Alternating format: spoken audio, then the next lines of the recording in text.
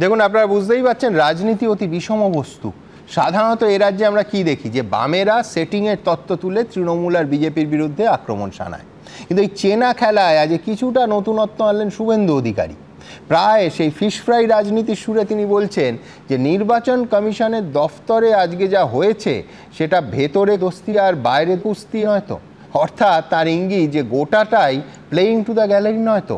মিটিংয়ের ভিতরে অত্যন্ত সৌহার্দ্যপূর্ণ পরিস্থিতিতে আলোচনা হয়েছে আর বাইরে এসে বিপ্লব হয়েছে গোটাটা ভোটের দিকে তাকিয়ে। তন্ময়, এই মারাত্মক টুইস্টটা নিয়ে তুমি কি বলবে? আজকের যে টপিক আছে এই টপিকের উপর আমি আস্তে আস্তে ভাবছিলাম যে কত কিছু মাথায় আসছিল, কি কি বলা যায়। তারপর আমার পূর্ববর্তী বক্তারা অনেকেই অনেক কিছু বলেছেন। তার মধ্যে বিজেপির কেন্দ্রীয় প্রতিমন্ত্রী সুকান্ত মজুমদার বলেছেন ড্রামা। তো আমি এই ড্রামার, পৃথিবীর একজন বিখ্যাত ড্রামাতে যিনি বিখ্যাত ছিলেন, মানে তার নাম স্মরণীয়, তার একটা ছোট্ট কথা থেকে শুরু করি। We all want to help one another. Human beings are like that. We want to live by each other's happiness, not by each other's misery. কে বলছেন? এটা বলেছেন চার্লি চ্যাপলিন।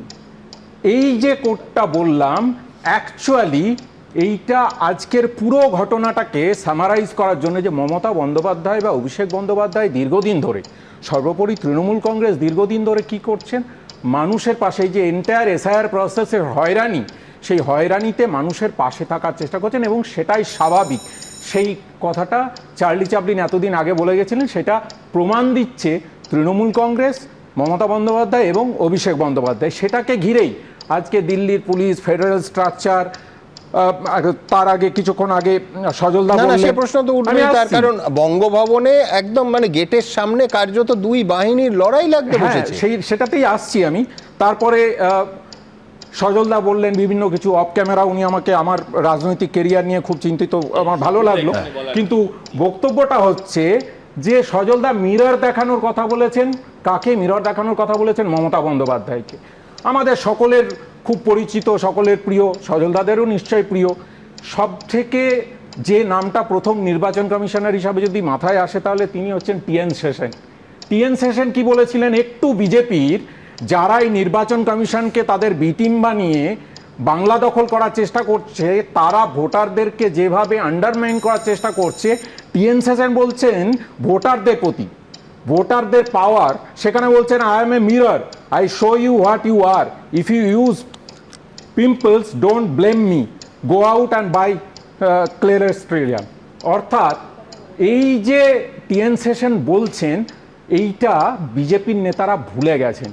তারা ভোটারদেরকে যেভাবে কেয়াদি বলছিলেন একটা নাম তুলে বিএলও, কিন্তু মানুষ যেটা বললেনি সেটা হচ্ছে রাজ্য নির্বাচন কমিশনকে কাজে লাগানোর অভিযোগ উঠেছিল এবং তাতে বহু জেলায় ৯৯% আসনে মানে সিটে একেবারে বিনা প্রতিদ্বন্দ্বিতায় তৃণমূল কার্যত ওয়াক ওভার পেয়েছিল। সেও একই ধরনের অভিযোগ। যারা বিরোধী তারা বলেছেন, তারা বিরোধীরা চাইলে প্রমাণ করবেন, তারা লড়াই করবেন। আমরা লড়াই করছি, যে লড়াইটা করছি, লড়াইটা তিন জায়গায়। এক হচ্ছে রাজনৈতিকভাবে, রাজনৈতিক দল যখন তখন মানুষের পাশে থাকার জন্য লড়াই, রাজনৈতিক লড়াই, সেই লড়াই আমরা করছি মমতা বন্দ্যোপাধ্যায়, অভিষেক বন্দ্যোপাধ্যায়ের নেতৃত্বে। দ্বিতীয় আইনি লড়াই, সেখানেও আমরা লড়াই করছি এবং সুপ্রিম কোর্ট থাপ্পড় দিয়েছে, তারপরেও তারা মানছে না। এবং তৃতীয় কেয়াদি যেটা বলছিলেন যে একজনের নাম দেখিয়ে বিএলও কেটে দিয়েছে, এই করেছে ওই করেছে, সেই বিএলওর বিরুদ্ধে ওনারা তো কথায় কথায় আদালতে যান। শুভেন্দুবাবুর কথা বলছিলেন, এক্স্যাক্টলি শুভেন্দুবাবু যা প্রেস কনফারেন্সে বলছিলেন, কেয়াদি সেটাই বলছিলেন। আদালতে যেতে হবে কি? বিএলও যদি ইচ্ছাকৃতভাবে নাম কাটে, ক্রিমিনাল অফেন্স, ইসি ব্যবস্থা করবে। ও আমি যদি বলছি তো তার জন্য কোর্টে কি যেতে হবে?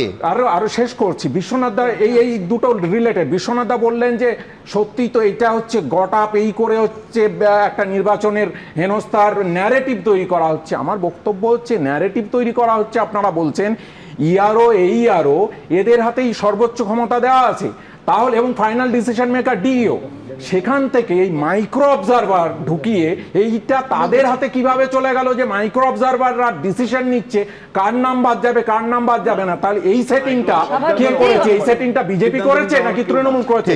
মাইক্রো অবজারভার নিয়ে তন্ময় প্রশ্ন তুলতেই পারে, কিন্তু আমার বক্তব্য যে দেখুন, টিএন সেশনকে কোট করতে তন্ময়ের ভাল লাগে, কিন্তু আমার পাশাপাশি এটাও ভাল লাগতো ও যদি মীরা পাণ্ডেকেও দু একবার কোট করতো। আমি বলছি অর্থাৎ আমাদের চোখের সামনের উদাহরণগুলো যখন গণতন্ত্রের প্রশ্ন আসে বা জাতীয় নির্বাচন কমিশনের পক্ষপাতের প্রশ্ন আসে, সত্যিই তো একাধিক প্রশ্ন তোলার জায়গা আছে, কিন্তু রাজ্য নির্বাচন কমিশনের শিরদাঁড়াহীনতা নিয়ে প্রশ্ন উঠবে না? বারবার উঠবে। এবিপি আনন্দ, এগিয়ে থাকে, এগিয়ে রাখে।